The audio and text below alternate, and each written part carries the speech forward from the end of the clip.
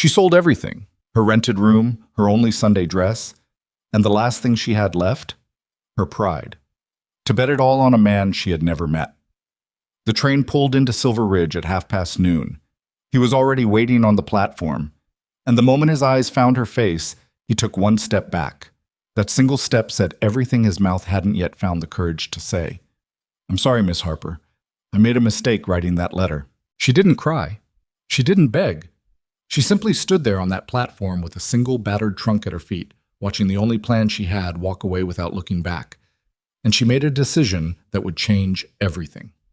Hit like, drop your city in the comments, and let's find out how far this story travels. Now, let's begin. The morning Evelyn Harper boarded the westbound train in Columbus, Ohio, she told herself it wasn't desperation. It was strategy. That was the word she used when she folded the advertisement into her coat pocket 3 weeks earlier. Strategy. Not loneliness.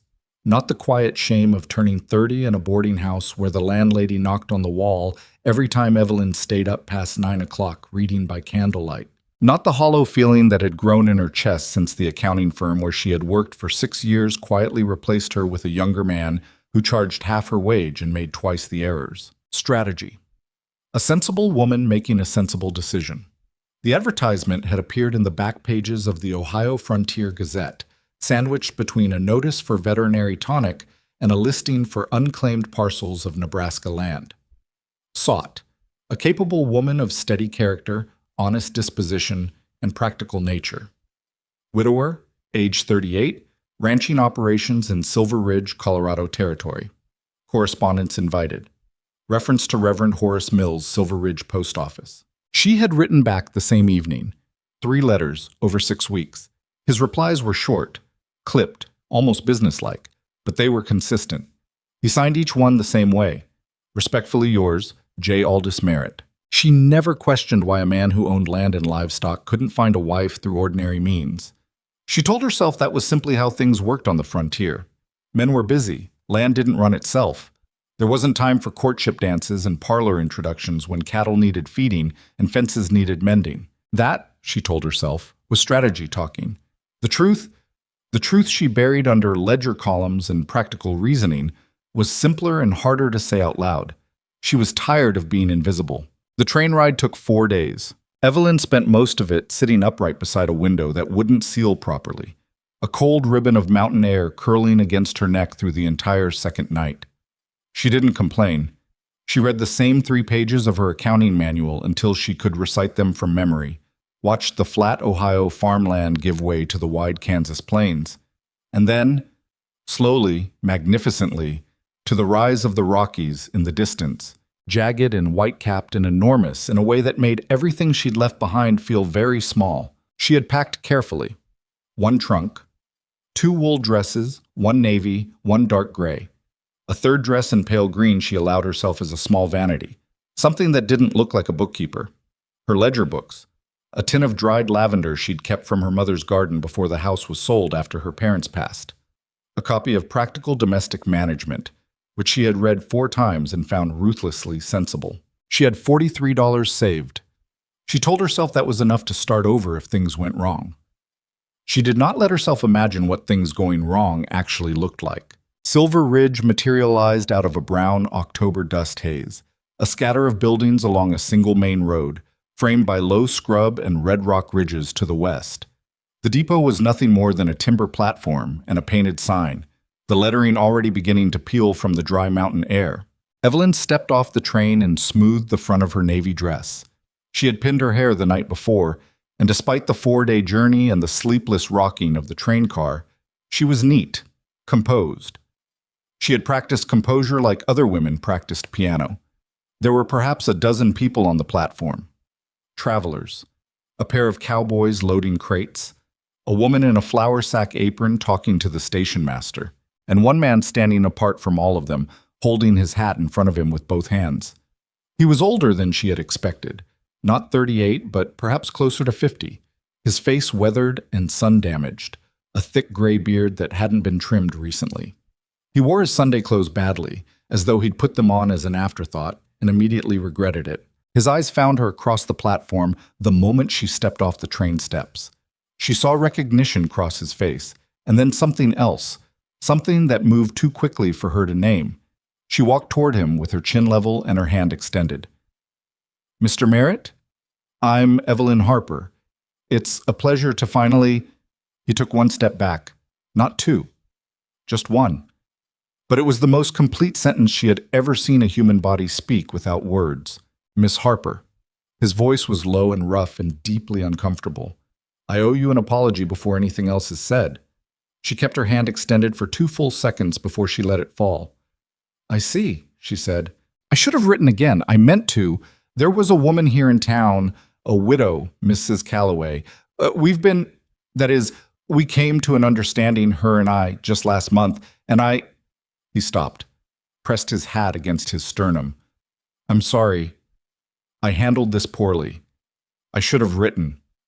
"Yes," Evelyn said. "You should have." She looked at him for a moment longer. Not with anger, or at least not only with anger. With the particular clarity of a woman who has just watched the floor give way beneath her feet and has decided in that half-second of free fall not to scream. "Is there a hotel in this town, Mr. Merritt?" He blinked, apparently surprised she hadn't wept or raged. "The Ridgeline Inn. End of the main road. It's decent enough." "Thank you," she said. "I hope you and Mrs. Calloway are very happy together." She picked up her trunk herself. The porter moved to help her, and she shook her head once. She carried it down the platform steps and onto the dusty main street of Silver Ridge, without looking back. Only when she had turned the corner and the depot was no longer visible did she stop. She set the trunk down in the shadow of a feed store awning, pressed her back against the rough timber wall, and closed her eyes for exactly 60 seconds. She counted. Then she opened her eyes, straightened her coat, picked up her trunk, and kept walking. The Ridgeline Inn charged 75 cents a night. Evelyn did the arithmetic immediately. $43. 57 nights if she spent nothing else. Less than 2 months to figure out what came next. The woman behind the desk was perhaps 60, built like a fence post with steel gray hair and the particular expression of someone who had watched a great many people arrive in Silver Ridge with plans and leave without them. "You came in on the afternoon train," the woman said. It wasn't a question. "Yes, ma'am." "Alone?" "Yes." The woman studied her for a moment with the frank, unhurried appraisal of someone with nothing to hide and nothing to prove. $1.50 in advance, no guests after 8, water's hot in the morning until 7, cold after that. "Thank you," Evelyn said. "I'd also like to know, is there a place in town where a woman might find work? Bookkeeping, accounts, correspondence management. I have 6 years of professional experience." Something shifted in the older woman's face. Not warmth exactly, but a slight recalibration of interest. "There's the mercantile, the land office. The bank might take a look at you. Old Hargrove's been drowning in his own paperwork for months." She paused. "You one of Merritt's girls?" Evelyn met her eyes. "I was. I'm not anymore." The woman nodded slowly, as if this confirmed something she had already suspected. "Name's Doris Webb. I run this place." "Evelyn Harper." "Well, Miss Harper, your room's at the top of the stairs, second door on the left. You look like you haven't slept properly in 4 days." "3, Evelyn said. Then, 4. You're right." For the first time since stepping off the train, something pulled at the corner of her mouth that wasn't quite a smile, but was the shape of one. She didn't sleep that night. She lay in the narrow inn bed and stared at the ceiling and made the only calculation that mattered. She could not go back to Columbus. The boarding house room was rented to someone else already. She'd been replaced inside a week, which struck her now as almost funny. The accounting firm was done with her. Her parents were gone.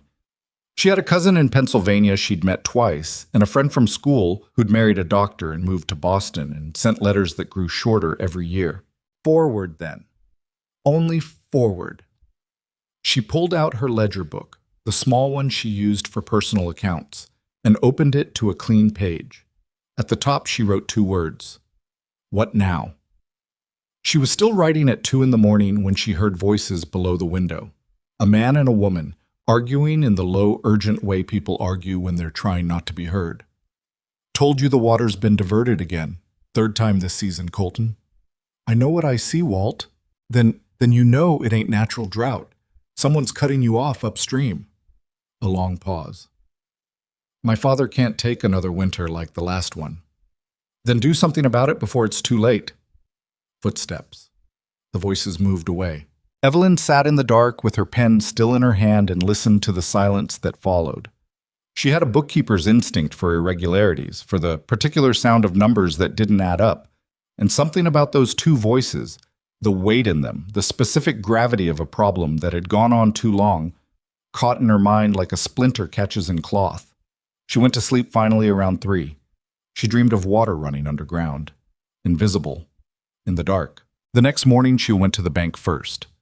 Theodore Hargrove was a compact, flustered man in his mid-50s, whose office looked exactly like Evelyn's accounting nightmares, made physical. Stacks of ledgers piled at angles that defied structural logic, loose papers covering every horizontal surface, an ink bottle tipped on its side that no one had bothered to write. The smell of the room was paper and dust and mild panic. She stood in the doorway for 10 seconds, cataloging the disaster with the quiet efficiency of someone who has spent 6 years turning chaos into order. Mr. Hargrove, my name is Evelyn Harper. I was told you might have need of a bookkeeper. He looked up from behind a pile of ledgers with the expression of a man who has just heard a very interesting sound in a very dark room. Who told you that? Doris Webb at the inn. Did she? He pulled off his glasses and rubbed the bridge of his nose. Miss Harper, I appreciate the interest, but this bank handles sensitive financial records. I'm not in the habit of...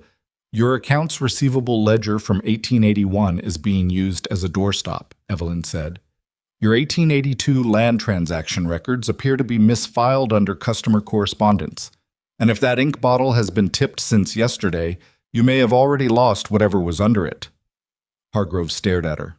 Then he looked at the ink bottle. Then he looked back at her. Can you start Monday? He said. I can start now, she said. She worked through the morning and into the afternoon, restoring order to Hargrove's records with the focused satisfaction of a woman who is very good at something and has not been allowed to do it properly in a long time. By noon, she had sorted 3 years of misfiled accounts and begun reconstructing a ledger system that actually made sense. It was while cross-referencing a series of property transaction records that she first saw the name. Consolidated Western Land and Water Corporation. It appeared 4 times in the 1880 transactions, 6 times in 1881, 11 times in 1882. Each entry involved a land transfer, a water rights adjustment, or both. The pattern was subtle, and it would have been invisible to someone who wasn't specifically looking for patterns. But Evelyn had spent 6 years at an accounting firm that handled estate disputes, and she knew what legitimate property transfers looked like, and these had a slightly different texture. Not wrong, exactly. Not obviously fraudulent. Just off. The way a counterfeit bill feels before you can say precisely why. She set the ledger to one side and made a note in her small book. She would come back to this. She was still thinking about it when the bank door opened at 4 o'clock and a man walked in from the street.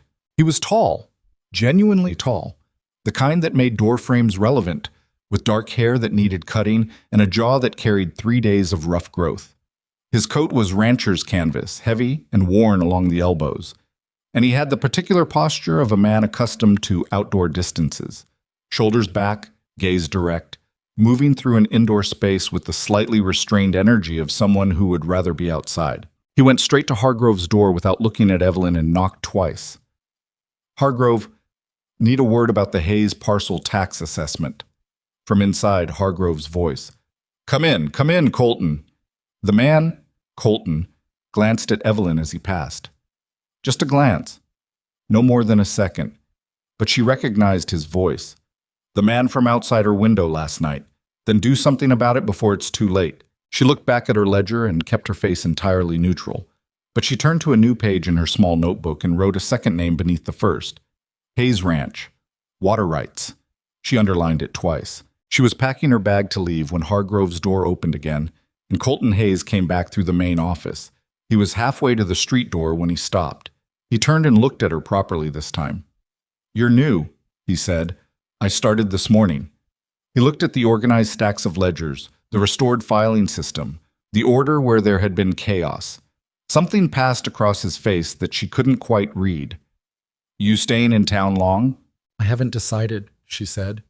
He nodded once, the way men nod when an answer is not what they expected, and they're not sure what to do with it.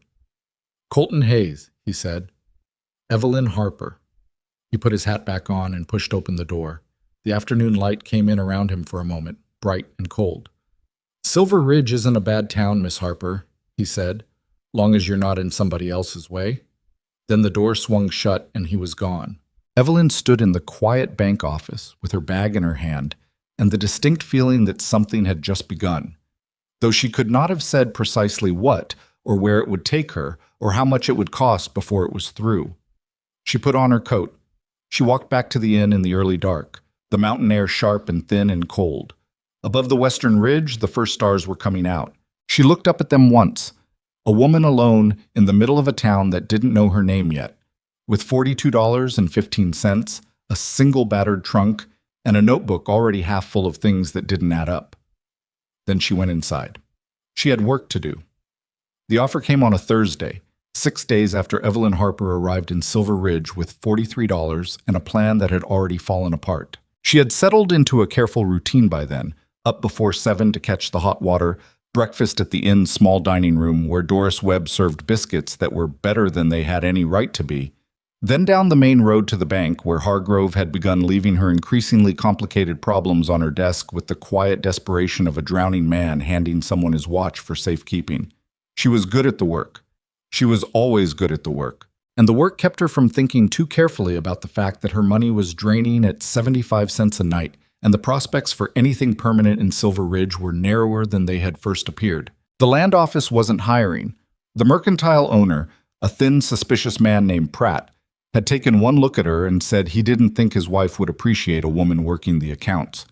The school needed a teacher, but the school board met only once a month and the next meeting was 3 weeks out. Hargrove paid her by the day, fairly, without complaint, but he'd been clear that it was temporary work, not a position. So she worked, and she saved, and she kept her notebook. The notebook had grown considerably in 6 days. She had gone back through every property transaction record in the bank's files that involved Consolidated Western Land and Water Corporation, and what she found sat in her chest like a stone she couldn't put down. The pattern was consistent across 4 years of records, small adjustments to property boundaries, redrawn easement lines, water rights transferred in transactions that appeared legal on the surface, but carried dates that didn't quite match the supporting correspondence. Nothing that would catch an untrained eye. Everything that would catch hers. She hadn't said anything to Hargrove yet. She wasn't sure what she was looking at precisely, and she had learned, in 6 years of working for men who didn't always appreciate being told they'd missed something, that you did not bring a half-assembled argument to someone with authority. You brought a finished one. She was building it, carefully, page by page. It was Doris Webb who brought her Colton Hayes. Not literally. Doris was far too practical a woman to involve herself directly in other people's arrangements. But it was Doris who mentioned, over Thursday morning biscuits, that the Hayes Ranch had been without a housekeeper since July, that old Franklin Hayes was failing in ways that had nothing to do with medicine, and that Colton Hayes was quietly becoming a man who was losing everything all at once and didn't know how to ask for help.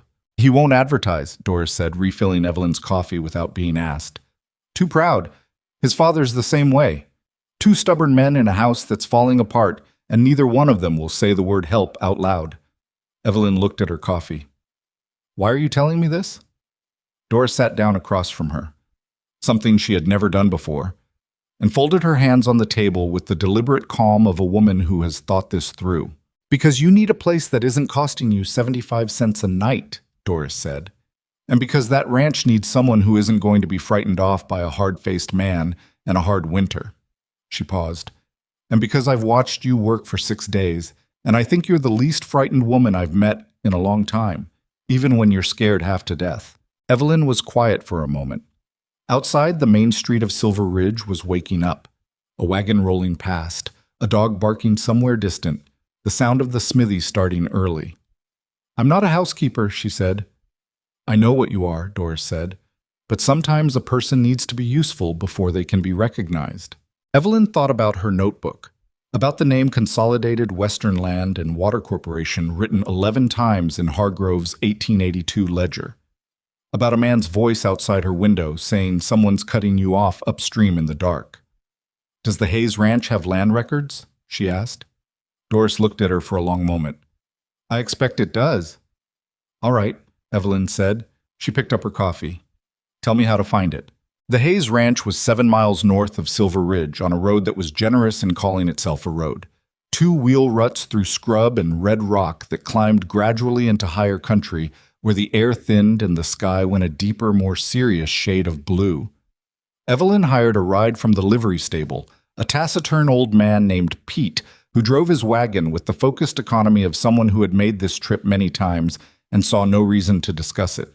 The ranch appeared around a long curve in the road, a main house in weathered timber, a barn that had been repaired so many times it was essentially a philosophy rather than a structure, 2 outbuildings, a bunkhouse with a collapsed corner, and a network of fences that were losing their argument with gravity.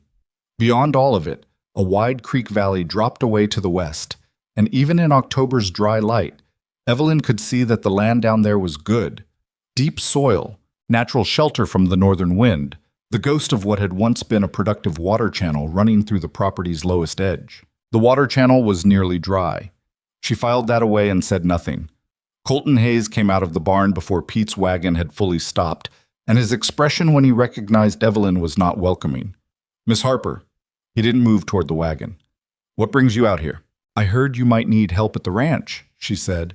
She climbed down from the wagon without waiting for assistance, which seemed to catch him slightly off guard. I'm looking for a position, room and board, fair wages if the ranch can manage it, and I'll work for what I'm worth. He stared at her. I don't need a housekeeper. Doris Webb says your father hasn't left his room in 6 weeks, and your kitchen hasn't been properly managed since July. That's not a housekeeping problem, Mr. Hayes. That's a household in trouble. She met his eyes without looking away.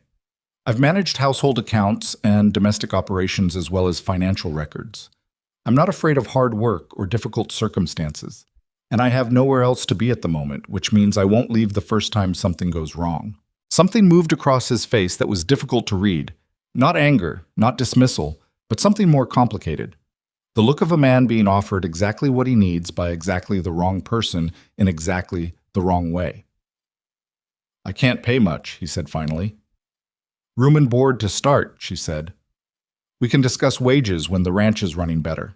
He looked at her for a long moment. Then he looked at the house. Then he looked back at her with the expression of a man who has run out of better options and knows it. The kitchen's through the main door, he said. I'll get your trunk. The inside of the Hayes house told her everything the outside had suggested and more. The kitchen was cold, not the comfortable cool of a well-managed larder, but the damp chill of a room where the fire had not been properly maintained. The floor was clean enough, but the windows were gray with grime. The woodpile beside the stove was dangerously low, and the pantry held enough supplies for perhaps a week if she was careful. There were dishes stacked, but not properly washed. A pot on the stove held something that had been there long enough to be a geological record. She removed her coat, hung it on the peg by the door, and went to work. She didn't ask for direction. She didn't explain her process. She simply started with what was most urgent: building the fire properly, clearing the stove, assessing what the pantry actually held versus what it appeared to hold, and moved from there with the focused efficiency of someone for whom disorder was a problem to be solved rather than a state to be endured. She was elbow-deep in the pantry reorganization when she heard the shuffle of slow footsteps from the hallway.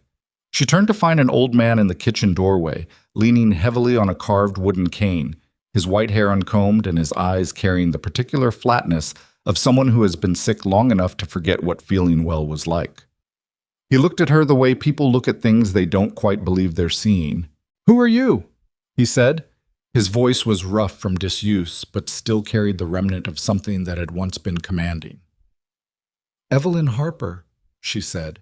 She kept her voice even, not overly bright, not falsely cheerful. She had learned that falsely cheerful was what people did when they pitied you, and she suspected Franklin Hayes had had enough of that. "I'm helping around the house for a while. I was about to make broth. Would you like some?" He blinked at her. "Colton hire you?" "Something like that." He was quiet for a moment.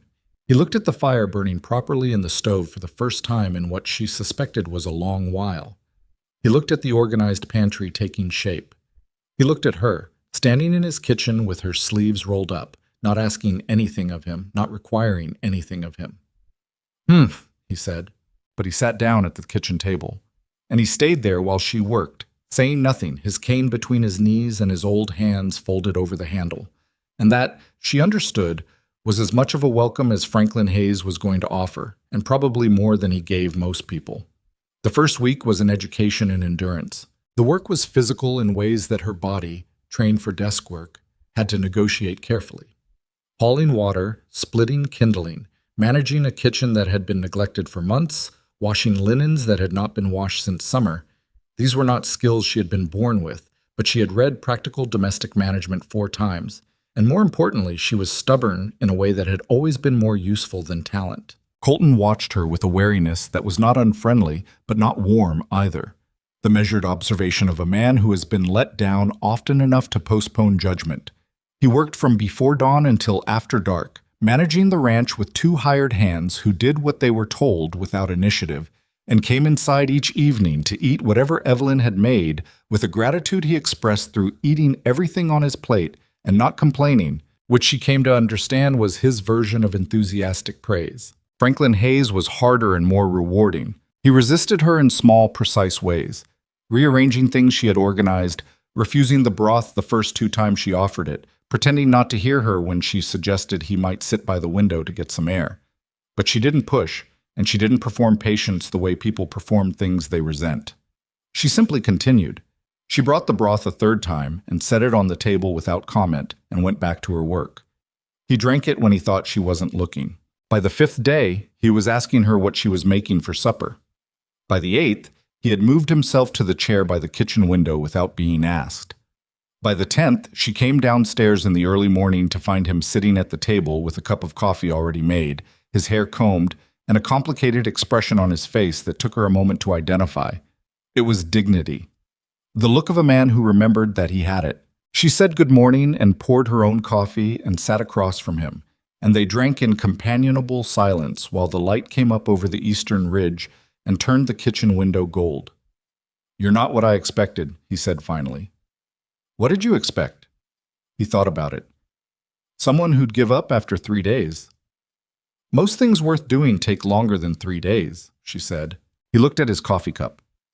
Something around the edges of his expression shifted, not softened exactly, but became more itself.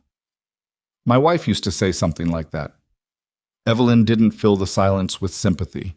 She let it sit, clean and undisturbed. "She sounds like she was sensible," Evelyn said. "She was the most sensible woman I ever knew," he said.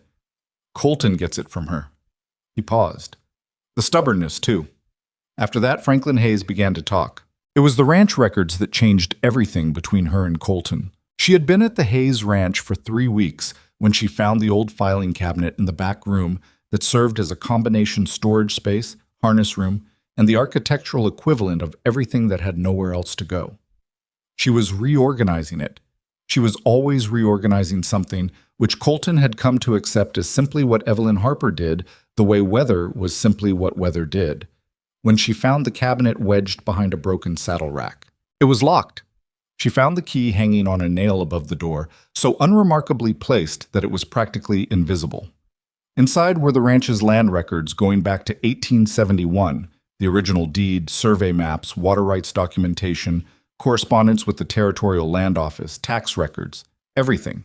She spread it across the workbench and began reading. An hour later, she went to find Colton. He was in the north pasture checking a section of fence line, and she walked out to him across the dry grass without stopping to put on her better coat, which was how he knew before she spoke that something was wrong. "What happened?" he said. "Nothing happened. I found something." She held out the survey map, the original from 1871, and beside it a copy she'd found in the 1879 correspondence files that appeared to be a legal re-registration. "Look at the eastern boundary marker on both of these." He took them. He was not a man who read maps the way she did, but he knew his own land. He looked for a long moment without speaking. "That's not right," he said. "No," she said. "On the 1871 original, your eastern boundary runs to the creek's main channel. On the 1879 re-registration, it's been moved 30 yards west. 30 yards that include the primary water intake for your irrigation channel. He looked up at her. His eyes had gone very still. Who filed the re-registration? It was processed through the Territorial Land Office in Denver, she said. But the requesting party was an agent for Consolidated Western Land and Water Corporation. The name landed on him visibly. She watched his jaw tighten and his hands close around the maps with a controlled force that told her this was not a new name to him, only a new shape for something he had been fighting without knowing exactly what it was. They've been diverting your water, she said. Legally, on paper, because the boundary change made it technically their water to divert. But the original survey never showed that boundary. It was changed in the registration without your family's knowledge or consent. Colton was quiet for a long time. The wind moved through the dry pasture grass around them. In the distance, the nearly empty creek channel caught the afternoon light. My father built this ranch, he said. His voice was very level. 30 years. He built it for my mother. He kept it after she died because it was the only thing left of her he could hold on to. He stopped. And someone sat in an office somewhere and changed a number on a map. Yes, Evelyn said. She didn't soften it. He didn't need it softened. Can it be proven? The original 1871 survey is signed, dated, and witnessed. The 1879 re-registration has inconsistencies in the dating that I need to verify against the land office records in Denver, but the discrepancy between the two documents is already significant. She paused. This isn't the only property they've done this to, Colton. I've seen the pattern in the bank's records. The Hayes Ranch is one of at least a dozen properties where the boundaries were quietly adjusted. He handed her back the maps. He was looking at the creek channel, at the nearly dry earth where water should have been running. What do you need? He said. The question surprised her. Not its content, but its directness. She had prepared for resistance, for skepticism, for the particular friction of a proud man being told that someone had stolen from him through paperwork. Time, she said, access to every document in that filing cabinet, and eventually someone in Denver with legal standing to bring this to the territorial court. You'll have what you need, he said. He looked at her then, directly, without the wariness she had come to expect from him.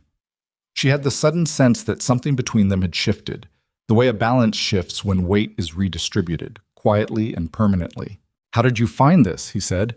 You've been here 3 weeks. I'm a bookkeeper, she said. Finding things that don't add up is what I do. He was quiet for a moment, then Merritt didn't know what he was losing. He said it simply, without apparent calculation, then turned and walked back toward the fence line. Evelyn stood in the dry pasture with the survey maps in her hands and the wind pulling at her hair and a feeling she could not immediately name moving through her chest. She looked at the maps. She looked at the dry creek channel. She looked at the ridge to the west where the afternoon light was going red and long. Then she walked back to the house to keep working. There was still a great deal left to find. The letter arrived on a Monday. Evelyn was at the kitchen table when Colton brought it in from town, still in his coat, the cold November air coming off him like a second skin. He set it on the table in front of her without a word. The envelope was heavy cream stock, the kind that announced money before you read a single word inside it. The return address was printed in precise block letters. Consolidated Western Land and Water Corporation, Regional Office, Denver, Colorado Territory. She looked at the envelope for a moment. Then she picked it up and opened it cleanly. The letter inside was 4 paragraphs of very polished language that said, in essence, one simple thing: sell. The corporation was prepared to offer the Hayes Ranch a settlement of $4,000 for a voluntary transfer of the disputed water rights and an adjacent parcel of land along the eastern boundary, the very boundary Evelyn had found altered in the 1879 re-registration. The offer was described as generous, time-sensitive, and non-negotiable. The final paragraph noted, with the particular smoothness of people who have practiced delivering threats in the grammar of courtesy, that failure to respond within 30 days would result in the corporation pursuing its legal claim to the water rights through the territorial court, a process that would be, the letter suggested, both prolonged and costly for all parties involved. Colton read it over her shoulder. She could feel the tension in him without looking, the particular stillness of a large man containing something that wants very much not to be contained. $4,000, he said. For land and water rights worth 10 times that. Minimum, she said. Probably more once the railroad expansion comes through the Southern Valley. They know that. They're buying it cheap before the land appreciates. And if we refuse? She set the letter down flat on the table. They drag us into territorial court with their lawyers and their altered documents and their 30 years of practice doing exactly this to people who don't have the resources to fight back. She paused. That's what they're counting on, that we'll look at the cost of a legal fight and take the $4,000 instead. Colton pulled out the chair across from her and sat down. In the 6 weeks since Evelyn had come to the ranch, she had watched him gradually shed the wary formality he'd worn like armor.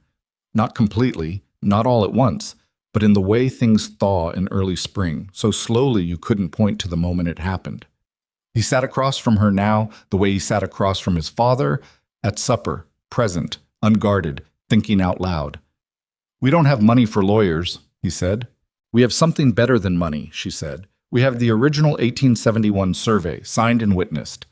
We have the 1879 re-registration with dating inconsistencies I can document. And we have the pattern, 12 properties, possibly more, all touched by the same corporation, all with the same type of boundary adjustment. That's paper. Paper built that corporation's entire legal claim, she said. Paper can dismantle it. He was quiet for a long moment, his hands flat on the table, looking at the letter with the expression of a man trying to see around a corner he couldn't quite reach. My father can't go through a court fight, he said. The stress alone, your father, Evelyn said carefully, is stronger than you're giving him credit for, and he will not survive selling this ranch. Not the way you think surviving means. She met Colton's eyes. This land is the last thing your mother touched. Selling it to the people who stole from your family would not be a relief to him. It would be the end of him. The silence that followed was the kind that meant she had said the true thing, the thing he already knew, but had been trying not to look at directly. All right, he said at last. What do we do? We write back, she said.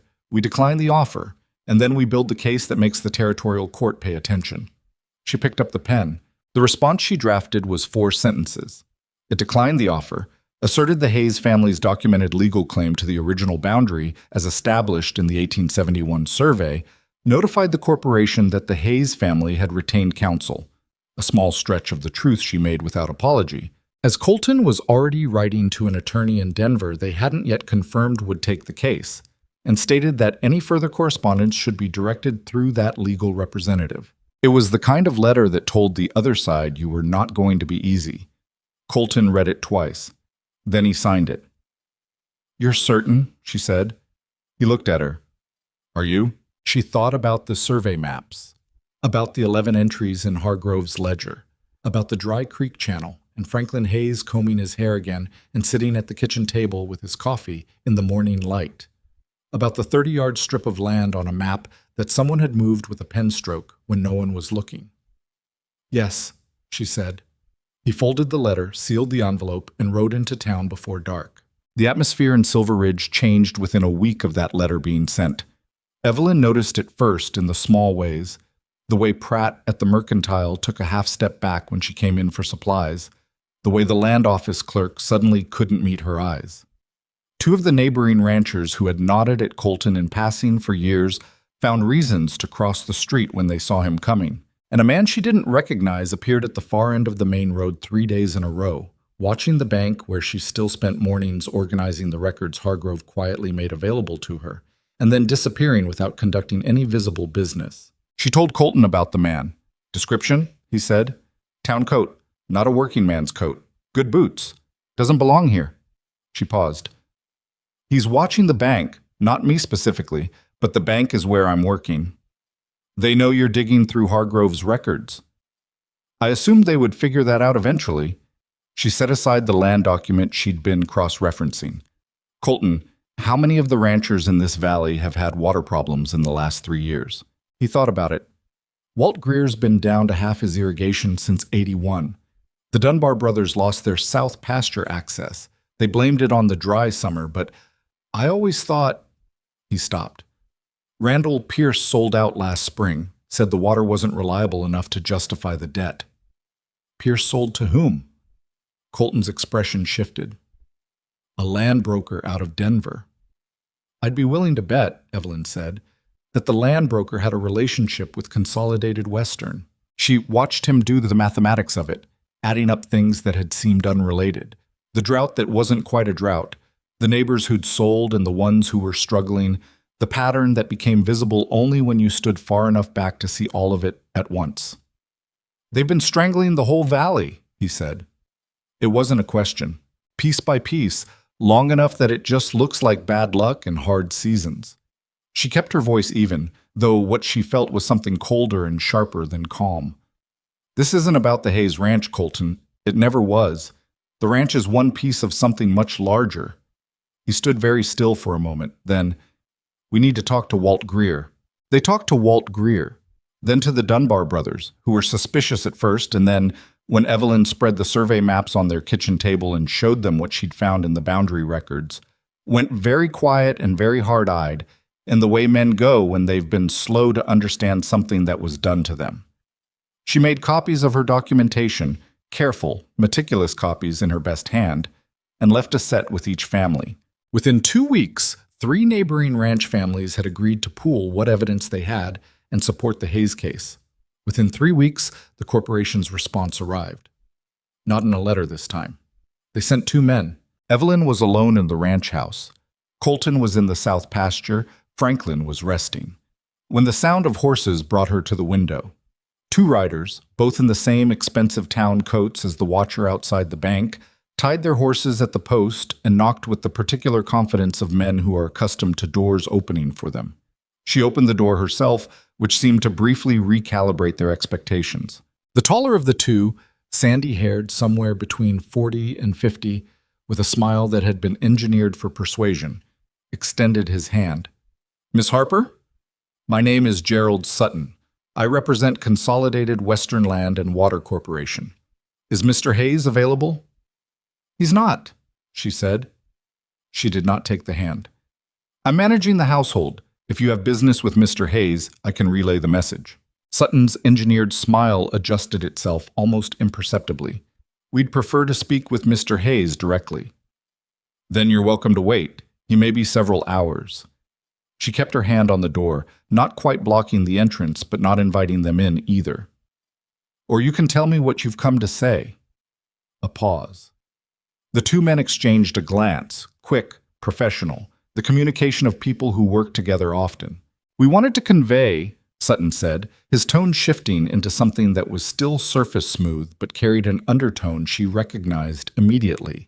The same undertone that very large stones have when they're balanced above something fragile. That the corporation's offer was made in a spirit of genuine goodwill. "We'd hate to see the Hayes family put themselves through a prolonged legal ordeal when a clean resolution is available." He paused. "It would be unfortunate if the situation were to become more complicated than necessary." Evelyn looked at him for a long, steady moment. "Mr. Sutton," she said, "I have documented evidence of systematic boundary fraud affecting 14 properties in this valley. I have the original 1871 survey that predates and contradicts every legal claim your corporation has made to the Hayes water rights. And I have 3 neighboring families prepared to support the case in court." She kept her voice entirely pleasant. "The situation is already complicated. The question is simply for whom." Something moved behind Sutton's eyes. The smile became slightly more structural, less inhabited. "You're a careful woman, Miss Harper." "I'm a thorough one," she said. "There's a difference." After they left, which they did, without further persuasion, mounting their horses with the controlled movements of men recalculating, Evelyn stood at the window and watched them ride back toward town. Her hands, she noticed when she looked down, were entirely steady. She found this interesting. She had been more frightened standing on a train platform 6 weeks ago. Colton came back at dusk to find her at the work table in the back room, surrounded by documents. She told him about the visit without dramatizing it. He listened without interrupting, which she had come to understand was how he listened to things that mattered. When she finished, he was quiet for a moment. "They came to scare you." "They came to assess how scared I was," she said. "There's a difference." He looked at her. The lamplight in the back room was warm and low, throwing long shadows across the survey maps and correspondence files spread across the table. "And? I'm not scared enough to stop," she said. which I think they now understand. He pulled out the other chair and sat down across from her, the same way he'd sat across from her at the kitchen table the night they'd decided to fight, as though that table had become their particular territory, the place where things between them were said plainly and meant completely. "There's something else," she said. She reached for the oldest file in the cabinet, a bundle of correspondence from the early 1870s, tied with string that had gone brittle with age. "I found this yesterday. I've been reading through it carefully because I wanted to be certain before I said anything." She untied the bundle and spread several letters on the table between them. And then, from beneath the letters, she lifted out a single folded document. Heavier paper, formal, the ink still legible despite the years. She unfolded it carefully and set it flat. It was a handwritten letter dated September 14th, 1878, 1 year before the fraudulent re-registration. The handwriting was strong and deliberate, the handwriting of a man who meant exactly what he wrote. The signature at the bottom read, Thomas Aurelius Hayes, proprietor, Hayes Ranch, Silver Ridge, Colorado Territory. Colton went very still. "That's my grandfather," he said. "Read the third paragraph," Evelyn said quietly. He read it. She watched his face as he did. The letter was addressed to the Territorial Land Office in Denver. It was a formal objection, clear, detailed, legally precise in the way that people who deal in land and property learn to be precise, to a proposed boundary re-registration submitted on behalf of a land brokerage that Evelyn had already documented as a predecessor entity to Consolidated Western Land and Water Corporation. Thomas Hayes had known. He had seen it coming. He had written and filed a formal objection with the territorial office. And someone, somewhere between that letter leaving Silver Ridge and arriving in Denver, had made sure it was never recorded. "He tried to stop it," Colton said. His voice was very quiet. "Yes." She paused. "And this letter proves that the re-registration was completed with documented prior objection that was deliberately suppressed. That's not just fraud, Colton. That's an organized cover-up that goes back nearly a decade. And if there are copies of this objection in the territorial archives, even partial records, it becomes the foundation of a criminal case, not just a civil dispute." She watched him read the letter a second time. She watched his jaw work and his hands tighten on the edge of the table and his eyes go through something that was grief and fury and relief all at once. Relief, she understood, because there is a particular anguish in being wronged that has no name attached to it. And Thomas Hayes had known, had resisted, had not simply let it happen. "He knew," Colton said. "He fought it," she said. "He just didn't have what we have." "Which is what?" She looked at the spread of documents on the table. 11 months' worth of careful, meticulous, patient accumulation, every discrepancy noted, every date cross-referenced, every falsified boundary mapped against its original. The work of a woman who had been trained to find what didn't add up and had never in her life had a better reason to keep looking. "Everything he didn't," she said. They sat in the lamplight for a while after that, not talking. The ranch house was quiet around them, the particular deep quiet of a place that has survived a long winter and is beginning, cautiously, to remember what warmth felt like. From somewhere down the hall came the sound of Franklin Hayes moving in his chair, the old man sleeping lightly the way he did now, present and alive in the house in a way he hadn't been when Evelyn arrived. After a while, Colton said, "My father should see this letter." "Yes," she said. "He should." "Will you—" He stopped, started again. "Would you be there when I show him?" She looked at him across the table. This man who had watched her with wariness, and then with something more careful than wariness, who had eaten everything she made and said nothing when things went wrong, and said, "What do you need?" when she brought him the first evidence and meant it completely. This man who was asking her not to manage the situation, but simply to be present in it. "Yes," she said, "of course I will." Outside, the November wind moved through the dry scrub and rattled the barn door softly and rolled on across the ridge country into the dark. The water channel at the edge of the property lay nearly empty under the cold stars. But in the back room of the Hayes ranch house, surrounded by paper and lamplight and the accumulated weight of a family's long resistance to erasure, something that had been broken for a very long time was beginning, carefully, stubbornly, one document at a time, to be made whole. Franklin Hayes held his father's letter for a long time without speaking. Colton had brought him to the back room after supper, gently, without explaining why. The way you guide someone towards something you're not sure they're ready to see. Franklin had settled into the chair with his cane across his knees and his expression carrying the habitual wariness of a man who had learned that surprises in late life were rarely good ones. Then Colton set the letter on the table in front of him and stepped back, and Evelyn watched from the doorway as the old man's eyes moved across the lines of his father's handwriting. The room was very quiet. Franklin read slowly, the way people read when every word costs something. When he reached the bottom of the page, the signature, Thomas Aurelius Hayes, written in the strong, deliberate hand of a man who had believed it would matter, he stopped. He set the letter down with a care that was almost ceremonial. He pressed one palm flat against the page. He knew, Franklin said. His voice was barely above a murmur.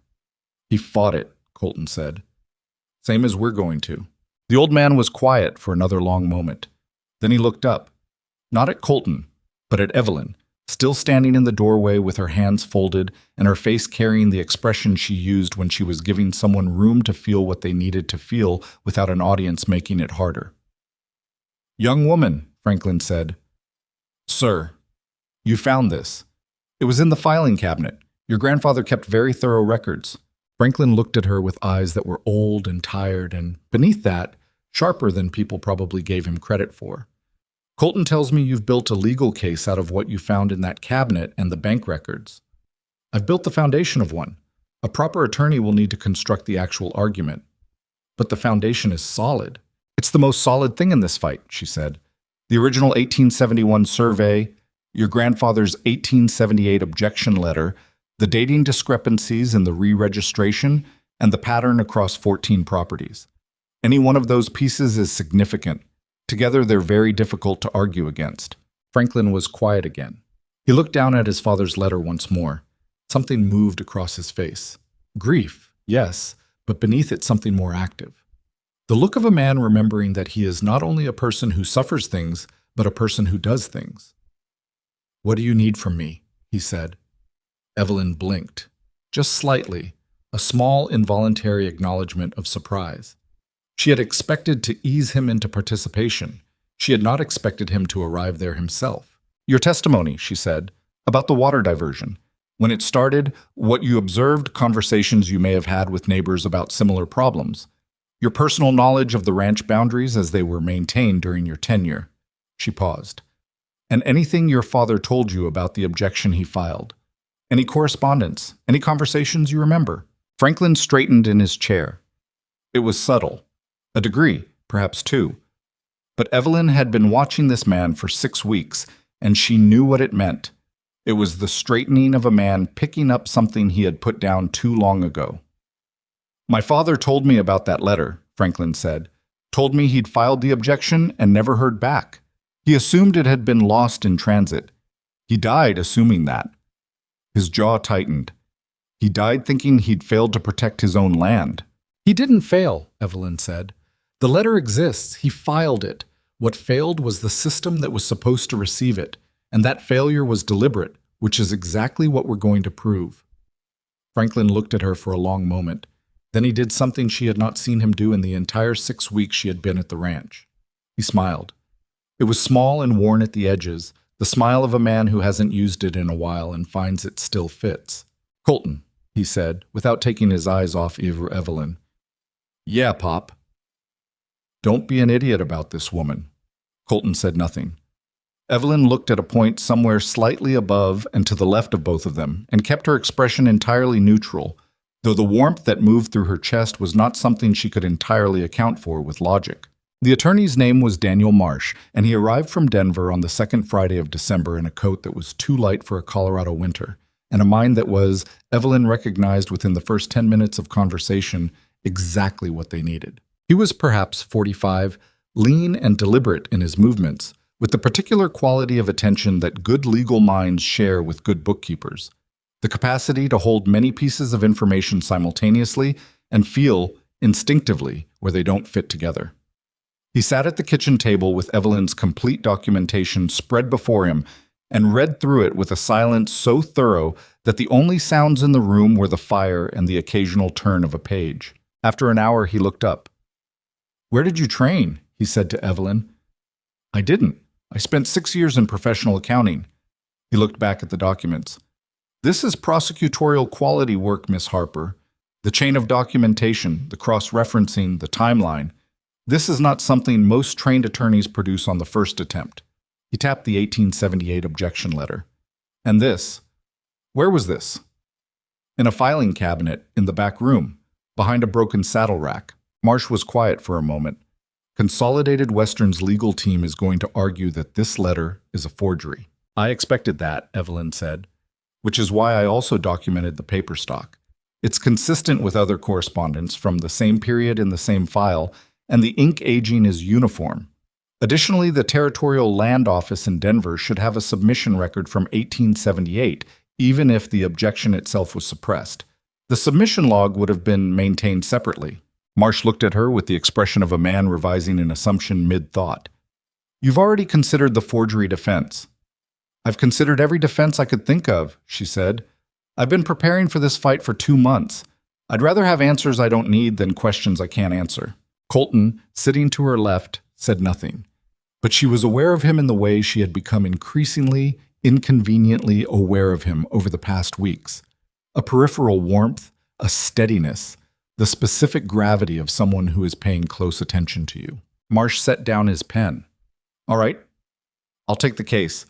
I'll need 2 weeks to file the initial claim with the Territorial Court and subpoena the Land Office records from Denver." He looked at Colton. "Consolidated Western will respond aggressively. They have more money than patience, and they're going to use both. You should expect intimidation tactics, pressure on your neighbors who've agreed to support the case, possible interference with your business operations, perhaps an attempt to discredit Miss Harper specifically." "Discredit her how?" Colton said. His voice was very level. "She came to Silver Ridge as a mail-order bride who was rejected on the platform," Marsh said, with the clinical honesty of a man who understands that uncomfortable facts are better spoken plainly than stumbled over later. "They will use that. They'll frame her as a woman with a personal grievance, an outsider with no standing, someone who inserted herself into the Hayes family situation for her own purposes." The room was quiet. Evelyn kept her face still. She had thought about this too, had lain awake thinking about it on more than one night, and she had arrived at the same place each time. It didn't change what the document said. It couldn't. The 1871 survey was signed and witnessed regardless of who found it. "Let them," she said. "The documents don't care about my reputation." Marsh looked at her. "No, but the court might. Frontier territorial courts are not always—" "I know what they are," she said. "I also know that a signed land survey from 1871 and a formal objection letter from 1878 are facts, not opinions. No amount of commentary about my personal circumstances changes what those papers say." She paused. "If they want to talk about me instead of the evidence, that's a strategy that tells the court they can't argue the evidence, which helps us." Marsh was quiet for a moment. Then he said to no one in particular, "She's right." "She usually is," Colton said. He said it simply, without apparent awareness of how completely he meant it, and went back to looking at the documents. Evelyn said nothing, but something in her chest turned over quietly, like a page. The first week of December brought snow to the high country, and with it a change in the texture of the fight. Gerald Sutton's men came back, not to the ranch this time, but to the neighboring properties. Walt Greer found 2 of his fence sections cut clean through on a Wednesday morning, damage that looked like weather until you looked at the cuts closely and saw they were made with tools, not ice. The Dunbar brothers received a letter from a Denver bank informing them that a loan they had carried for 4 years was being called in ahead of schedule. A letter that had no legal basis but required 3 days of frantic correspondence with Marsh to resolve. And a story appeared in the Silver Ridge Courier, a newspaper Evelyn had not previously known to be particularly interested in ranch disputes, describing the Hayes family lawsuit as the work of a newcomer woman with uncertain motives and no roots in the community, a phrase so precisely calibrated to undermine without stating anything provably false that she could almost admire the craftsmanship of it. She read the story at the kitchen table on a Thursday morning. Then she folded the newspaper, set it aside, and went back to the affidavit she was drafting for Franklin's testimony. Colton watched her do this from across the table. "You're not going to say anything?" he said. About what? He gestured at the folded newspaper. Ah, she kept writing. It says I have uncertain motives and no roots in the community. The first is an opinion. The second is a fact. She dipped her pen. Neither one changes the 1871 survey. It bothers you, he said. Not accusing. Observing the way he observed things, carefully and without flinching. She set the pen down. She looked at the folded newspaper for a moment and then at her hands, ink-stained at the fingers the way they always were when she'd been working for hours. And she thought about what it cost to tell the truth to someone who was watching you with that quality of attention. Yes, she said. It bothers me. I came to this town in a way that was already humiliating, and now that story is being used as a weapon, and the people reading it have never seen me do anything except be the woman who got off a train and got left on a platform. She paused. It bothers me that the first thing anyone here knew about me was that a man didn't want me. That's not the first thing I knew about you, Colton said. She looked at him. The first thing I knew about you, he said, was that you walked into Hargrove's disaster of an office and told him his accounts receivable ledger was being used as a doorstop, and he gave you a job on the spot. The corner of his mouth moved, not quite a smile, but the architecture of one. I thought, whoever that woman is, she's not someone who's going to be easy to discourage. Evelyn was quiet for a moment. Outside, the snow was falling in the particular soft, relentless way of high country December, muffling the ranch in white silence. The fire in the kitchen stove was good and warm. I'm not, she said. No, he agreed. You're not. She picked up her pen. He picked up his coffee. They sat in the warm, quiet kitchen and worked, separately and together, the way they had been doing for 2 months without either of them quite finding the words for what that was. The public hearing was set for the 15th of January. In the 3 weeks between Marsh filing the claim and the hearing date, the case expanded in ways that even Evelyn had not fully anticipated. The subpoenaed land office records from Denver arrived with a submission log entry from October 1878, partial, water-damaged, but legible enough to show a document received from Silver Ridge, Colorado Territory, relating to a Hayes property boundary dispute. Not the objection letter itself, which had been removed from the file, but the record of its arrival. Thomas Hayes's letter had reached Denver. It had been received, logged, and then deliberately extracted from the file. That discovery shifted everything. Marsh sent copies to the Territorial Attorney General's office in Denver with a cover letter outlining the evidence of systematic fraud. 2 days later, they received a response. The Attorney General's office was opening a preliminary inquiry into Consolidated Western Land and Water Corporation's land acquisition practices across the Colorado Territory. When Marsh read that letter aloud at the kitchen table, Franklin Hayes made a sound that was not quite a laugh and not quite a sob, but was something fierce and old and long overdue. Tell me again, he said to Evelyn, what my grandfather's letter says. The third paragraph. She had it memorized by then. She recited it without looking at the page. The words of Thomas Hayes, spoken across 45 years of paper and silence. I write to formally object to the proposed re-registration of the eastern boundary of my property as submitted by agents unknown. The boundary as proposed does not reflect the surveyed record of 1871. I have built this land in good faith, and I will not surrender its borders to a pen stroke I did not authorize. I ask that this objection be recorded and preserved. Franklin was quiet for a long moment. He said preserved, the old man said. Yes, Evelyn said. It was preserved, Franklin said. Just not the way he meant. He looked at the fire. He would have appreciated the irony. She smiled. She couldn't help it. The night before the hearing, Colton found her in the back room at the work table long after the house had gone quiet. She was reviewing the documentation one final time, not because anything had changed, but because she needed to hold it all in her mind as a complete thing. Every piece in its place, every argument mapped to its evidence. The whole structure of it solid and load-bearing and ready to be walked into a courtroom. He set a cup of coffee on the table beside her without being asked, which was something he had started doing somewhere in the last month, reading when she needed things the way she had learned to read what the ranch needed without being told. She looked up at him. You should sleep, he said. So should you. I'm not the one who's going to be standing up in that hearing room tomorrow, making sure 14 families keep their land. Marsh is the attorney, she said. I'm just the bookkeeper.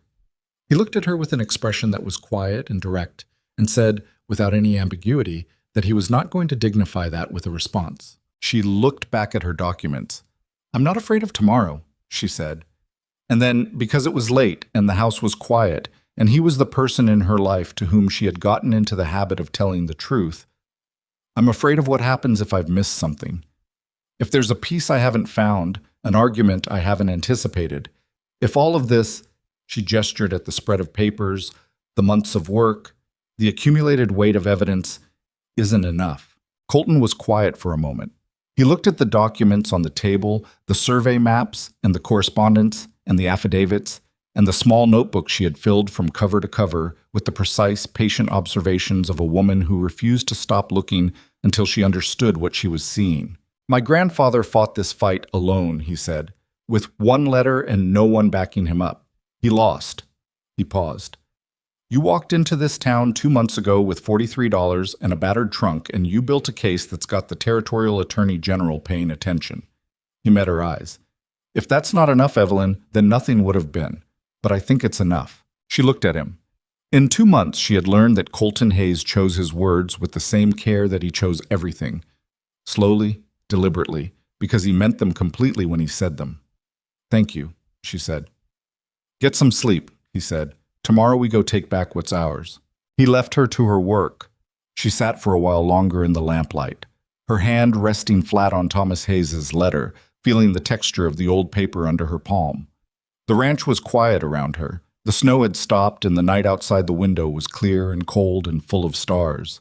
She thought about a woman standing on a train platform 2 months ago, watching her plan walk away without looking back.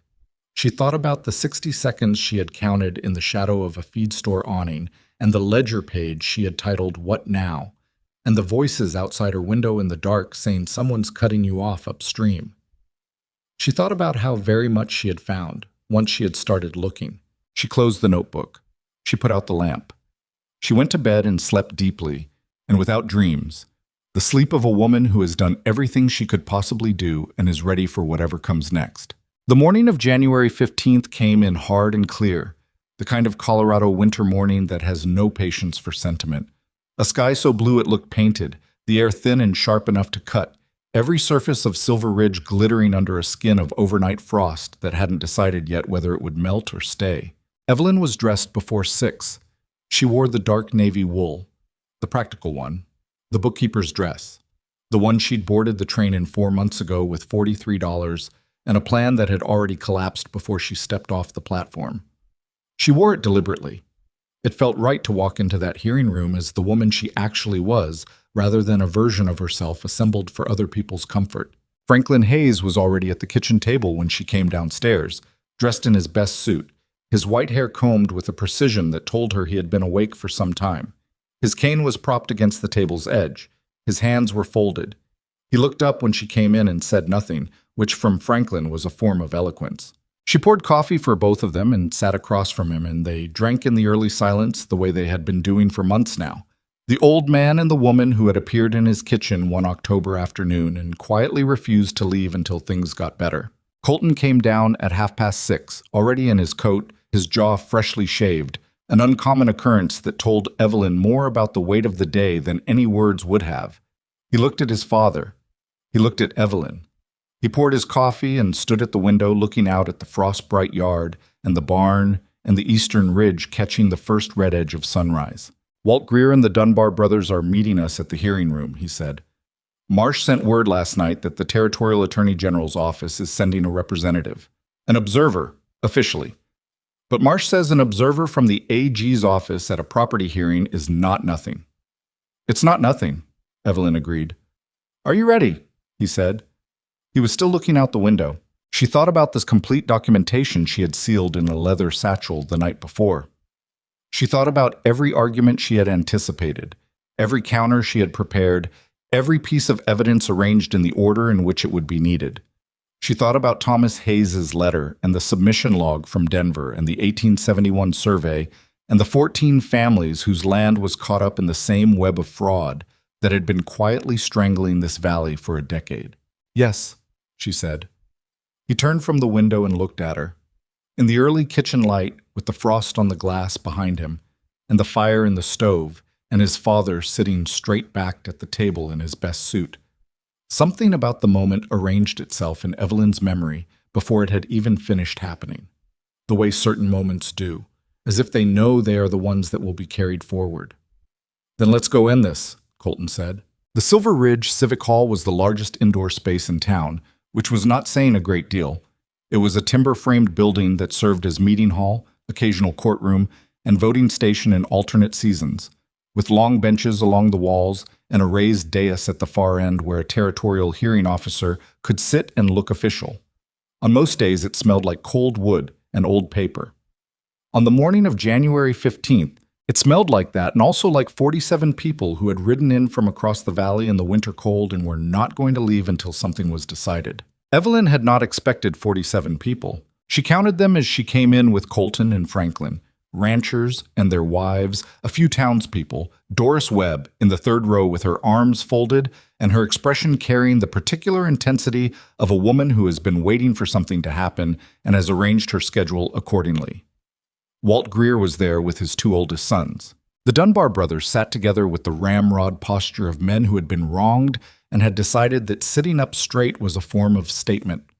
There were faces Evelyn didn't recognize, people from farther out in the valley, she assumed, who had heard about the hearing through the particular telegraph of frontier communities, which is to say through everyone talking to everyone else until the information reached its destination. Gerald Sutton was there too, on the opposite side of the room, with two men in suits who carried the particular stiffness of corporate attorneys, expensive, certain of themselves, and not quite able to conceal the calibrating way their eyes moved across the room, counting allies and opponents and variables. Sutton himself looked at Evelyn when she came in. She met his gaze for exactly 2 seconds and then moved her attention to the dais, where Daniel Marsh was already arranging documents with the focused efficiency of a man who had done his preparation and was ready for the work. The hearing officer was a territorial judge named Emmett Craw, who had ridden from the county seat the day before and was a compact, weathered man of 60 with gray side whiskers and the expression of someone who has heard a great many stories and has long since stopped being surprised by human behavior, though he has not stopped being interested in it. He looked at the room with the assessing quiet of a man taking a measurement and then called the proceeding to order at 9 o'clock precisely. Consolidated Western's attorneys went first. Their argument was polished and lengthy. Evelyn estimated they had prepared it over weeks, and it rested on 2 pillars: the validity of the 1879 re-registration as a legally executed document filed with the Territorial Land Office, and the characterization of the Hayes family's counterclaim as a belated and legally insufficient challenge to a decade-old settlement. They were good at their work. They spoke with the fluent confidence of people who have won this kind of argument before, in other valleys, against other families, and who have learned that precision delivered with authority can substitute, in many rooms, for truth. The representative from the Territorial Attorney General's office, a young man named Calloway, who had arrived that morning on the early stage and sat now in the front row with a notepad and a stillness that was more attentive than it appeared, wrote continuously. When it was Marsh's turn, he stood and said very quietly, "Your Honor, I'd like to begin with the 1871 survey." He walked Judge Craw through the original document with the methodical care of a man laying a foundation 1 stone at a time. He did not rush. He did not perform. He simply presented, clearly and in sequence, the evidence that Evelyn had spent 3 months assembling: the original survey and its eastern boundary, the 1879 re-registration and its altered boundary, the dating inconsistencies she had identified and documented, and then the submission log from the Denver Land Office showing a received objection from Silver Ridge in October 1878 that had never been processed. Then he set Thomas Hayes's letter on the dais in front of Judge Craw. This letter, Marsh said, was written by Thomas Aurelius Hayes, grandfather of the current property holder, in September of 1878. It is a formal, legally sufficient objection to the proposed boundary re-registration, filed with the Territorial Land Office before that re-registration was completed. The submission log proves it was received. The absence of any record of its consideration in the 1879 re-registration proceeding proves it was ignored, deliberately, we submit, by parties with an interest in the re-registration's success. He paused. Your Honor, a legal proceeding that willfully excluded a filed objection is not a valid legal proceeding. The 1879 re-registration is void on its face. The room was very quiet. Consolidated Western's lead attorney, a man named Fletcher, whose silver hair and measured voice had carried the earlier argument with considerable authority, rose and said, Your Honor, we have not had the opportunity to verify the authenticity of this letter. We have significant concerns that it may be A forgery, Marsh said pleasantly. Yes, I anticipated that, which is why I've also submitted, as Exhibit 7, a comparison analysis of the paper, stock, and ink aging of the disputed letter against 12 other documents from the same filing cabinet, conducted by a professional document examiner from Denver. The analysis confirms consistent aging across all documents, which would require the forgery to have been executed in the 1870s and then stored in exactly the same conditions as the authentic documents for 50 years. He looked at Fletcher with the mild expression of a man who has already thought considerably further ahead than you have. We also have the submission log, which is a territorial government document and therefore not within the Hayes family's capacity to alter. Fletcher sat down. He did not look at Sutton. Judge Craw looked at the letter. He looked at Marsh. He looked at the room, the 47 people sitting in the benches, the Attorney General's representative in the front row, the two sides of a fight that had been building for a decade and had arrived here on a January morning because one woman had found a filing cabinet behind a broken saddle rack. I'd like to hear from the Hayes family, Craw said. Directly. Franklin Hayes stood up. He did it slowly, with the cane, with the particular dignity of a man who is not going to let his body's limitations be mistaken for any other kind of weakness. He stood at his full height, which was still considerable, and he looked at Judge Craw with the eyes of a man who has been patient for a very long time and has decided that patience has served its purpose. My name is Franklin Thomas Hayes, he said. My grandfather built this ranch in 1869. My father expanded it and fought to protect it. I have worked it for 40 years. My son works it now. He paused. We have never sold the eastern boundary. We have never agreed to any alteration of the water rights. And we never knew, until 2 months ago, that someone had altered a document in a government office to take what we never offered. He looked at Sutton's table. I am 71 years old. I have watched this valley drain dry one ranch at a time. And I thought it was drought. And I thought it was luck. And I thought it was just the way hard country works. His voice did not waver. It wasn't drought. It was theft. And I'm here to say so under oath in front of anyone who wants to hear it. He sat back down.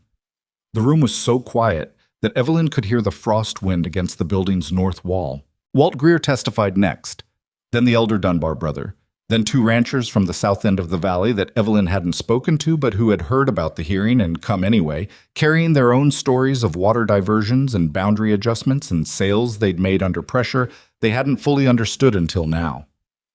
Each testimony built on the one before it, and with each one the pattern Evelyn had assembled on paper became a living, breathing, human thing, not a conspiracy in the abstract, but a specific, named injury done to specific, named people in a specific valley over a specific decade.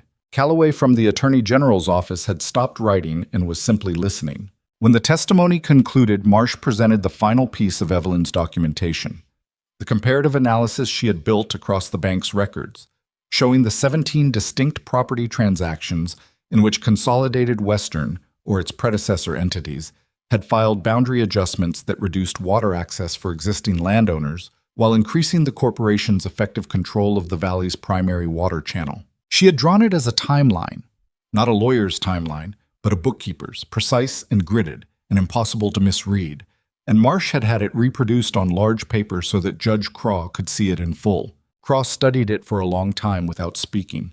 Then he said, "Who prepared this analysis?" Marsh said, "Miss Evelyn Harper, Your Honor. She is a professional accountant and the person who identified the original boundary discrepancy." Craw looked at Evelyn. She was sitting beside Colton in the first row behind the bar, her satchel at her feet and her hands folded in her lap, and her face carrying the composed, attentive expression she wore when she was paying close attention and did not want to be distracted by her own nerves. "Miss Harper," Craw said, "did you prepare this documentation independently?" Yes, Your Honor. I began the research in November and completed the primary analysis in December. Mr. Marsh has independently verified the evidentiary chain. And your professional conclusion? The water rights claimed by Consolidated Western Land and Water Corporation in the Colorado Territory are based on boundary adjustments made through fraudulent re-registration of property records between 1876 and 1883. The adjustments follow a consistent pattern across 17 properties, suggesting organized rather than incidental fraud. The Hayes Ranch is one of 17 affected properties that I've been able to document. There may be more. Crawl looked at her for a moment longer than was strictly necessary. Then he looked at Fletcher. Does the corporation have a response to this analysis? Craw said. Fletcher conferred in whispers with his colleague for nearly a full minute. Sutton, sitting behind them, had the particular stillness of a man who knows the ground has shifted and is calculating how far. We would request additional time to, Fletcher began. You've had 10 years, Craw said. It was said quietly, without heat, and it landed in the room like a stone dropped into still water. I've heard enough this morning to issue a preliminary injunction suspending all water diversions claimed under the disputed boundary rights, pending a full investigation. He picked up Thomas Hayes's letter and looked at it once more. When a man files a formal objection with this government and that objection is deliberately buried, this government has an obligation to answer for it, however long it takes. He set the letter down. Mr. Calloway, I trust your office will be in contact with mine. Calloway closed his notepad. You can count on it, Your Honor. The gavel came down at 11:47 in the morning. The room erupted, not in chaos, but in the particular sound of people who have been holding their breath for a very long time and have just been told they can breathe. Walt Greer made a sound that was half laugh and half something older. The Dunbar brothers shook hands with each other, then with Colton, then, with only a brief hesitation that she appreciated for its honesty, with Evelyn. Doris Webb caught Evelyn's eye across the room and gave her a single nod, the nod of a woman acknowledging that something has been correctly done. Sutton left before the room had fully settled. Evelyn watched him go. The expensive coat, the measured stride of a man who is angry and is not going to show it. The door swinging shut behind him on a fight he had come expecting to win without difficulty. She did not feel triumph, exactly. She felt something quieter and more permanent. The specific satisfaction of a problem correctly solved, a column of figures that finally balanced, an account that had been wrong for too long and was now, at last, set right. Marsh appeared at her elbow. Well, he said. Well, she said. The AG's office is going to open a full investigation. This goes significantly beyond Silver Ridge. He looked at her with the expression she had first seen on his face when he read her documentation at the kitchen table 6 weeks ago, the expression of a man recalibrating his assumptions. You understand what you've done here, Miss Harper. This isn't one ranch's water rights. This is going to unravel a land acquisition scheme that covers half the territory. I know, she said. I've known since November. Why didn't you? He stopped, then. You wanted to be certain before you said it out loud. I never bring a half-assembled argument to someone with authority, she said. I bring a finished one. He looked at her for a moment. Then he laughed. A genuine, unguarded laugh that was entirely different from his courtroom voice and was considerably more likable. I'm going to need your documentation for the AG's investigation. All of it. I'll have copies prepared, she said. I kept the originals. Of course you did, he said. She found Colton outside. He was standing on the front steps of the Civic Hall in the sharp January air, his hat in his hands, looking out at the main road where Silver Ridge was going about its midday business. Wagons and horses, and the smoke from the smithy, and the ordinary, unheroic noise of a frontier town that had no idea, on this particular Thursday, that something significant had just occurred inside its largest building. She came and stood beside him. She didn't say anything immediately. She had learned over 4 months that Colton Hayes processed the things that mattered to him in a particular way, quietly and from the inside out, and that the most useful thing another person could do during that process was simply be present without requiring anything of it. After a while, he said, It's done. The beginning of it, she said. The investigation will take months. The water rights restoration will take time to implement. There will be paperwork. There's always paperwork, he said. and glanced at her sideways with the expression that had replaced his wariness somewhere in the last several months, warmer and more open. The expression of a man who has decided that being read clearly by another person is not something to defend against. "There is always paperwork," she agreed. He looked back at the road. "My grandfather sent one letter," he said, "and someone buried it, and for 45 years nothing happened." He was quiet for a moment. "And then a woman got off a train in October with $43 and a battered trunk, and in 3 months she found what 45 years hadn't." "The letter was already there," Evelyn said. "It just needed finding." "That's not a small thing, Evelyn, finding it." She looked at him. The winter light was hard and clear on his face, all the angles of it visible, nothing softened by flattering shadow or careful distance. She had been looking at this face for 4 months. Across kitchen tables and document-covered work tables and dry pasture grass and lamplight. And she knew it the way she knew balance sheets, the way she knew the difference between a number that was right and a number that only looked right. She knew it the way you know something that has become, without your quite noticing, essential. "No," she said. "It's not a small thing." Something shifted in his face. He looked at her with the careful, deliberate attention he gave to things that mattered to him. The land, his father, the work of his hands. And she understood that she was in that category now, had been for a while, and that he was trying to find the right way to say so. "You could have left," he said, "after Hargrove's job ended, after Marsh took the case. You'd done enough, more than enough, to hand this to someone else and go back east." "I know." "Why didn't you?" She thought about it honestly. She owed him that. "Because it wasn't finished," she said, "and because—" She stopped, looked at the road, started again, because she had never been a person who said imprecise things when she knew the precise ones. "Because the ranch stopped feeling like a place I was helping and started feeling like a place I belonged, and that doesn't happen to me often enough that I'm willing to walk away from it when it does." He was quiet for a long moment. Then he said, "I'd like it if you stayed." She looked at him. "Not as the housekeeper," he said. "Not as the bookkeeper. Not as the woman who found the filing cabinet."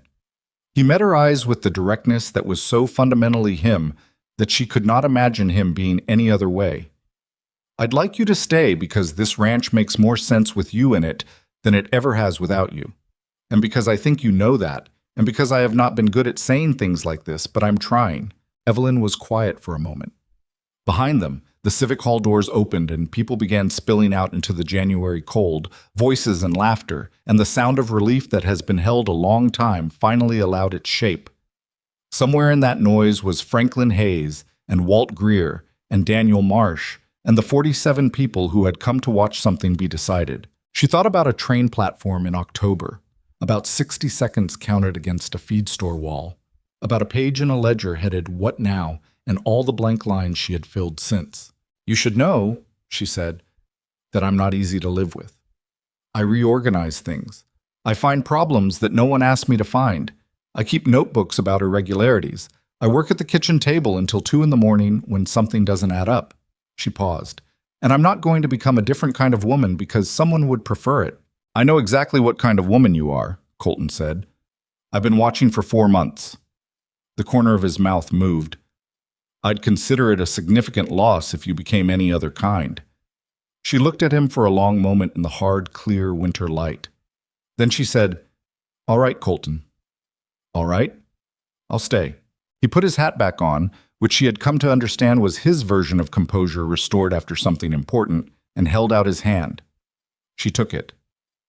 They stood on the steps of the Silver Ridge Civic Hall, holding hands with the straightforward, undemonstrative firmness of two people who mean exactly what they're doing, while the town moved around them in the cold, bright air and didn't notice, which was precisely how both of them would have wanted it. The months that followed moved with the rhythm of things that are going right, not without difficulty, not without the long, slow work of bureaucratic machinery grinding through its necessary revolutions, but with the particular forward momentum of a case built on evidence that cannot be argued away. The Territorial Attorney General's office opened its full investigation in February. By March, 6 of Consolidated Western's senior land acquisition agents had been called to testify before a territorial grand jury in Denver. Daniel Marsh traveled back and forth between Silver Ridge and Denver 3 times in the spring, carrying Evelyn's documentation in a leather case that she had organized with the same meticulous care she brought to everything. Each piece of evidence labeled and cross-referenced and arranged in the exact sequence in which it would be needed. She had made 4 complete copies. She kept one herself. The injunction held through winter and into spring, and when the snow melt came down from the high country in April, the water in the Hayes Ranch's eastern channel ran clean and full for the first time in 4 years. Colton stood at the channel bank on the morning it came back and watched the water move through the land his grandfather had built. And Evelyn stood beside him, and neither of them said anything because there was nothing to say that the water wasn't already saying better. Franklin Hayes walked out to see it on his own. He used his cane on the uneven ground and moved slowly, but he moved without help, which was something that had not been true in October and was entirely true now. He stood at the channel bank and watched the water run for a long time.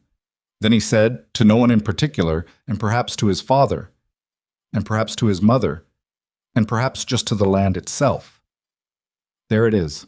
Then he turned around and walked back to the house for breakfast, because Franklin Hayes had never been a man who lingered on things once they were settled. By summer, the territorial court had suspended 14 of Consolidated Western's water rights claims pending the outcome of the criminal investigation.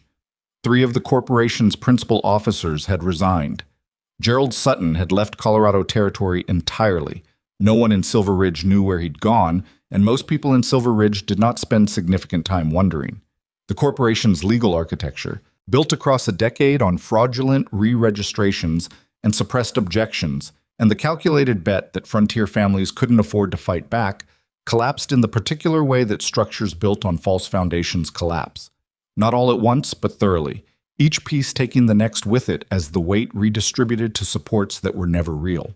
Randall Pierce, who had sold his ranch to a land broker in the spring of the previous year, received a letter from the Attorney General's office informing him that his sale had been made under fraudulent duress and was subject to legal review. His was one of 9 such cases opened that summer. The territory was, slowly and imperfectly, and with the grinding pace of institutions doing work they should have done years earlier, trying to answer for what had been allowed to happen. Evelyn was called to Denver in June to give formal testimony to the investigating committee. She spent 3 days in a government building answering questions about her methodology, her findings, and the chain of documentation she had assembled, and she answered every question with the precision and completeness that had characterized her work from the beginning. The committee's chair, a severe woman from the Eastern office named Margaret Howell, who had the eyes of someone who can tell the difference between thoroughness and performance, reviewed Evelyn's complete documentation at the end of the second day and said, in a tone that was her version of warmth, "This is exceptional work, Miss Harper. Where did you study law?" "I didn't," Evelyn said. "I studied accounting." Howell looked at her. "Then accounting has been somewhat undersold." When Evelyn came back from Denver, the ranch was green in the early summer way of high country land that has been given back its water, a green so vivid after years of drought that it looked almost implausible, the kind of color that makes you understand why people fight so hard for things that grow. The creek channel ran clear and full. The south pasture, which had been dying since the diversion began, was recovering in the slow, stubborn way that land recovers when the fundamental wrong done to it has been corrected. Franklin met her in the door when she came back, which was not something he did for ordinary occasions. "Committee give you any trouble?" he said. "Less than I expected." "Good." He looked her over with the frank, unsentimental assessment he gave everything. "You look tired." "I am tired." "Then sit down. Colton made supper. It's terrible, but there's a great deal of it." She laughed, a genuine laugh, the kind that came up from somewhere below strategy and composure, and came inside, into the kitchen where Colton was standing over the stove with the expression of a man who has attempted something he was not entirely confident he could execute, and the smell of burned edges and good intentions was filling the room. He turned when he heard her come in. His face did the thing it did now when she came back from somewhere, a particular settling, a recalibration toward ease, as if something had been slightly off balance in her absence and was now corrected. "You're back," he said. "I'm back." "How'd it go?" "We're going to win," she said. "All of it. It's going to take time, but we're going to win." He looked at her for a moment, then he turned back to the stove. "Sit down. Supper's almost ready." Your father says it's terrible.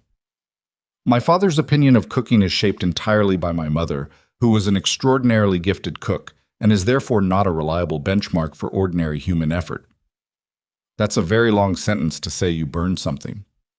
I prefer to think of it as deeply caramelized. She sat down at the kitchen table, their table, the one where things had been decided and plans had been made, and coffee had been drunk in the early morning quiet. And she folded her hands and looked at the kitchen she had organized in October, when it was cold and dark, and the ranch was a place that was forgetting how to be alive. And she looked at the window where the summer evening light was coming in gold and long across the floor. And she listened to the sounds of the ranch around her, the creek, the horses in the pasture, Franklin moving in his chair down the hall, Colton at the stove, and she felt, in the precise and particular way she felt things when they were true, that she was exactly where she was supposed to be. They were married in September in the front room of the Hayes Ranch House with Doris Webb and Daniel Marsh and Walt Greer and the Dunbar brothers and a dozen neighbors as witnesses, and Franklin Hayes standing beside his son with the cane and the best suit and the expression of a man who has lived long enough to see things come right that he was afraid might not. Evelyn wore the pale green dress, the one she had packed as a small vanity, the one that didn't look like a bookkeeper. She had been saving it for something, without knowing precisely what. Now she knew. There were no elaborate vows. They were not people who required elaborate language for serious commitments. Colton took her hand and looked at her and said, "I'd like to build something with you, if you're willing." And she looked back at him and said, "I've already started."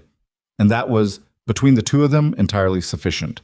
The investigation formally concluded the following spring, 18 months after the morning that Franklin Hayes had held his father's letter in the back room and pressed his palm flat against the page. Consolidated Western Land and Water Corporation was dissolved by order of the territorial court. Its principal officers faced criminal charges that moved through the legal system with the slow, grinding certainty of justice that has been given enough evidence to be inevitable. Every fraudulent boundary adjustment was reviewed. 14 of 17 water rights claims were permanently revoked and restored to their original holders. The 3 remaining cases, complicated by subsequent sales to third parties, remained in litigation. But the pattern Evelyn had documented was now the definitive record, used by the investigating committee as the framework for understanding every property the corporation had touched. Thomas Hayes's 1878 objection letter was entered into the permanent record of the territorial court as evidence of deliberate governmental fraud, the first time such a finding had been made in the Colorado Territory. A notation was added to the Hayes property deed acknowledging the suppressed objection and formally restoring all original boundary rights as established in the 1871 survey. Evelyn read the notation 3 times when Marsh sent the certified copy. Then she filed it carefully in the cabinet in the back room. In the front of the first drawer, the first thing you would see when you opened it, exactly where it belonged. What grew in the years that followed was not a dramatic thing.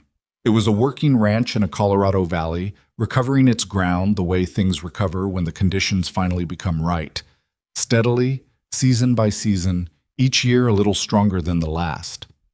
The south pasture came fully back. The creek ran reliable and clear. The bunkhouse corner was properly repaired. The fences stopped losing their argument with gravity.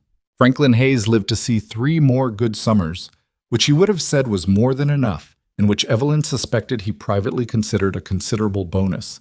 He died in the spring of his 74th year, in his own bed, in his own house, on his own land whose borders had been restored and whose water ran clean, and whose deed said, in the clear language of official record, that no one had ever taken what the Hayes family had never offered. He died knowing his grandfather had not failed.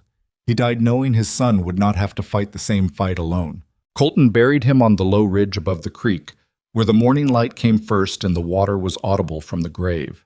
It was what Franklin had asked for, simply and without ceremony, the previous autumn. They stood there in the April morning, Colton and Evelyn and Walt Greer and Doris Webb and a dozen others who had known Franklin Hayes through the long, difficult years, and the creek ran below them, and the sky was the deep, serious blue of Colorado spring. And no one said very much because the man they were honoring had not been one for very much being said. Evelyn stood beside Colton and held his hand and let him be quiet for as long as he needed to be quiet.